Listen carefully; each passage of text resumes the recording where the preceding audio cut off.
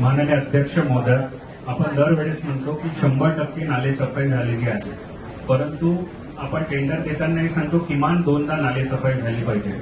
ती न होता जरी नाले सफाई जरी माझा विषय असला तरी हे नाले सफाई आपल्या आरोग्याशी तेवढंच निगडीत आहे.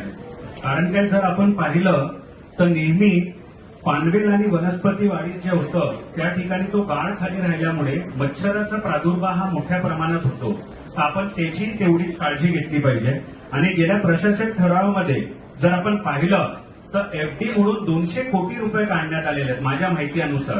तर आपण त्याची चौकशी लावणार आहेत का? त्याची चौकशी आपल्याला करायची आहे. सन्माननीय विरोधी पक्ष नेते, स्थायी समिती नेते, गटनेते एकत्र, सभागृह नेते एकत्र बसून पुढच्या मीटिंगमध्ये कुठच्या आपल्याला चौकशी समिती लावायची किंवा आपल्याला काय करायचं, ऑडिट करायचं याच्या ठरवायचं आपल्याला आणि सगळ्या विषयाला आपल्याला जायचं.